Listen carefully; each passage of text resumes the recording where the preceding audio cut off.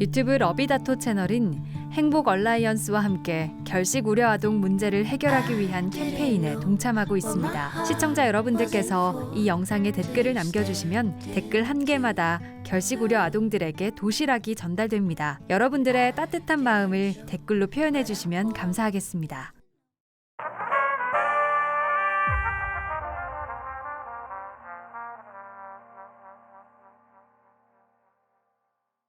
올라 반갑습니다. 오늘 오전 8시 AMD는 Together We Advance PC라고 하는 프리미어 이벤트를 진행했습니다.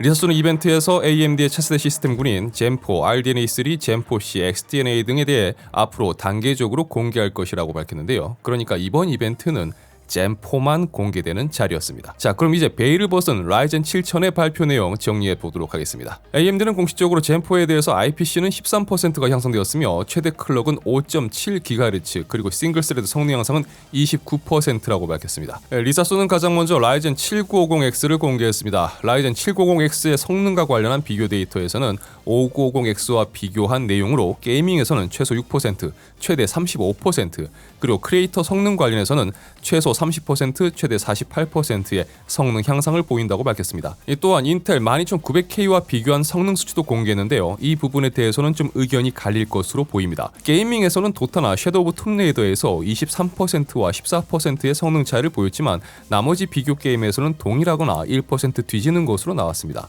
20%나 14%의 차이가 작은 것은 아니지만 기대보다 성능 편차가 크지 않았으며 반면에 크리에이터 성능에서는 V-Ray 블렌더에서 62%의 성능 차이를 보여주었고 블렌더나 시네벤치 등 나머지 항목에서 36에서 41%의 성능 차이를 보여준다고 밝혔습니다. 이 발표 내용만 본다면 크리에이터 작업에서 큰 차이를 보여주는 것으로 볼 수가 있는데 16코어 24스레드의 12900K와 16코어 32스레드의 790X를 생각해볼 때 스레드 차이에 따른 퍼포먼스 차이 그리고 코어 클럭 향상과 IPC 향상 부분이 반영된 차이임을 생각해본다면 아마 보시는 분들마다 놀라움에 대한 온도 차이는 있을 거라고 생각됩니다. AMD도 인텔이 9월 13세대 랩터 레이크를 공개할 예정이기 때문에 이번 이벤트에서는 인텔 12세대를 비교군으로 제시할 수밖에 없었던 것 같습니다. AMD가 공개한 모델 라인업은 총 4개입니다. 최상급 790X는 16코어 32스레드 80MB의 캐시 메모리, 베이스 클럭 4.5GHz, 부스트 클럭 5.7GHz, TDP 170W입니다. 다음으로 7900X는 12코어 24스레드 76MB의 캐시 메모리, 베이스 클럭 4.7GHz,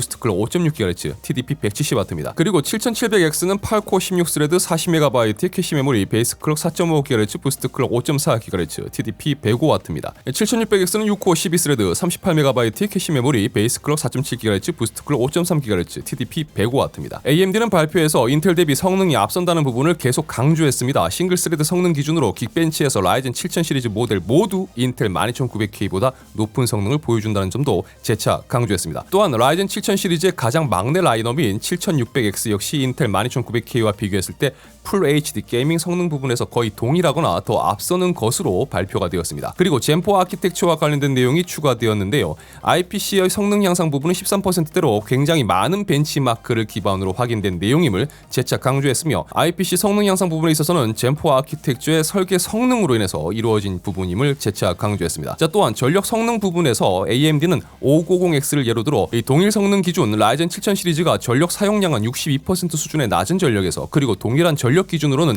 49%의 높은 퍼포먼스를 보여준다고 전했습니다. 그리고 590X와 7950X를 비교하며 여러 TDP 상황에서도 더 높은 성능을 보여주는 점을 예로 들며 전력 효율성이 올라간 것을 강조했습니다. 하지만 이 발표 부분은 조금 생각을 해봐야 될 부분이 있는데 이 부분만 봤을 때는 라이젠 7000 시리즈가 라이젠 5000 시리즈 대비 전력 효율성, 전성비가 좋아졌다고 볼 수가 있을 겁니다.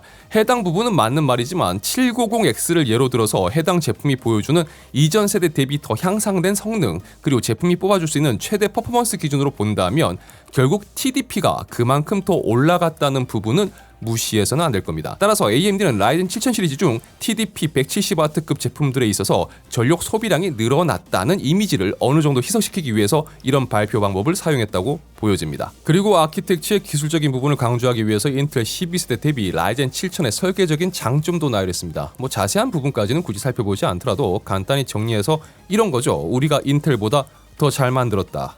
뭐 이런 이야기죠. 이 발표 부분이 다른 의미에서는 인텔한테 제대로 엿을 먹였다고 해석해 볼 수가 있는데요. 이유는 AMD가 오늘 이 발표를 하면서 라이젠 7000의 비교군으로 인텔 12세대를 사용했고 또 여러 부분에서 인텔을 계속 깎아내리면서 젠4 아키텍처 및 라이젠 7000의 성능을 강조하는 모습을 보여줬고 AMD가 비교군으로 인텔의 12세대를 사용한 부분에 있어서는 인텔이 13세대를 곧 출시할 거라고는 하더라도 아직 발표 전이고 결국 AMD는 명분상 현재 시장에 나온 인텔의 최신 모델을 가지고 비교를 하면서 자사 제품을 부각시킬 수 있었다는 부분입니다. 반대로 인텔의 경우는 AMD가 원래 라이젠 7000 시리즈를 출시하려고 했던 9월 15일에서 9월 27일로 출시를 바꾼 이유가 인텔의 13세대 발표가 27일이었다는 점. 그래서 AMD가 인텔이 13세대 랩터 레이크를 발표할 때 성능 비교 대상으로 라이젠 7000을 포함시키지 못하도록 하는 전략을 썼다는 점을 들 수 있습니다. 그래서 인텔은 어쩔 수 없이 13세대 랩터 레이크를 발표하는 날 라이젠 7000이 시장에 출시됨에도 불구하고 제품의 성능 비교를 물 빠진 라이젠 5000으로 해야 될 가능성이 있다는 부분이죠.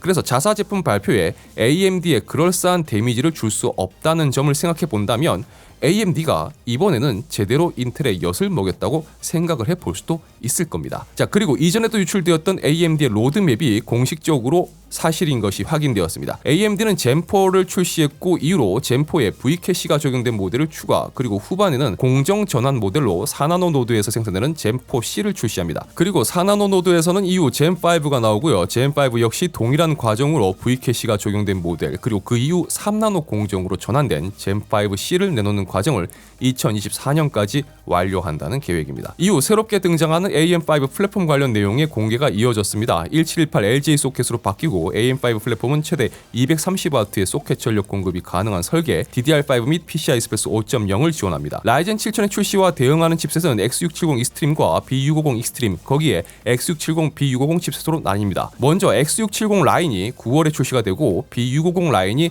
10월에 출시가 됩니다. 그리고 라이젠 7000의 AM5 플랫폼의 변경으로 인해서 새롭게 라이젠 시스템을 구성함에 있어 필요한 DDR5와 PCI Express 5.0 SSD 관련해서도 PCI Express 5.0 SSD들은 11월부터 시장에 판매될 것이라고 전했습니다. 자, 그리고 DDR4 호환성을 포기하고 DDR5 단일 채택을 한 부분에 대해 부정적인 의견이 나올 것을 예상했는지 DDR5 단일이지만 대신 EXPO라고 하는 AMD 전용의 메모리 오버클럭 프로파일이 생겼음을 공개했습니다. 자, AMD는 EXPO를 로열티 프리로 내놨으며 그만큼 빠른 시장 진입이 가능할 것으로 보입니다. 풀 HD 상도 기준으로 게이밍 성능이 11% 가까이 향상될 수가 있고 메모리 레이턴시 역시 줄어드는 장점이 있다고 전했습니다. 워낙 많은 제조사에서 AM5 메인보드를 쏟아낼 예정이기 때문에 특정 브랜드를 지칭하기보다는 AMD는 AM5 플랫폼 메인보드의 경우 최소 시작가가 $125부터 구입 가능할 것이라고 밝혔고요. AM4처럼 AM5의 플랫폼 호환성 유지 기간에 대해서는 2025년 플러스로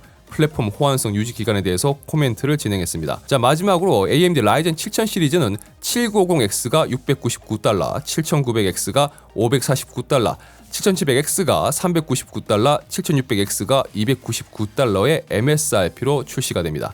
출시일은 9월 27일입니다. 자, 마지막으로 세계적인 아이돌 리사수의 One More Thing까지는 아니지만 곧 출시될 라데온에 대한 간단한 언급이 있었습니다. 라데온 7000 시리즈는 라데온 6000 시리즈 대비 와트당 성능 부분에서 50% 향상된 성능을 제공한다고 전했으며 2022년 내 출시할 것이라고도 언급했습니다. 그리고 790X와 라데온 7000 시리즈의 시스템에서 구현된 데모 영상도 처음으로 공개했는데요. 4K 해상도에 레이트레이싱까지 적용된 데모 영상이라면 놀랍지 않냐라는 이야기를 했는데 누나 좀 자세히 보여줬으면 좋았을 것 같은데 간만 보니까 좀 아쉬웠어요.